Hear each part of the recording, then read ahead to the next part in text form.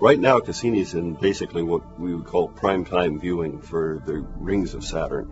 The results coming back now are already beginning to show the payoff for that. We're getting some wonderful images of the rings back in this time frame right now, partially because the spacecraft is now going up above the plane of the rings and beginning to look down on the rings.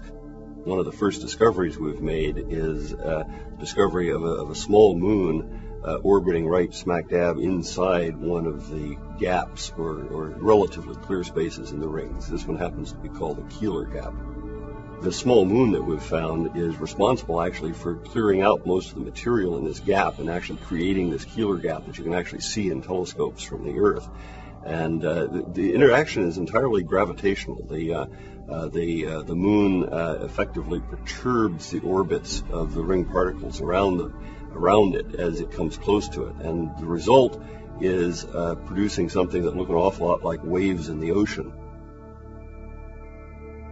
One of the things it'll start telling us is how much mass there is in the little moonlet itself, that is, how dense it is, and it'll also tell us about the details of the interaction and how massive the particles and the density of material in the rings in general is. These are things we really want to understand in terms of the origin and the future history of the rings, how rapidly they're exchanging energy, and will they go away after a while, or will they just keep regenerating themselves?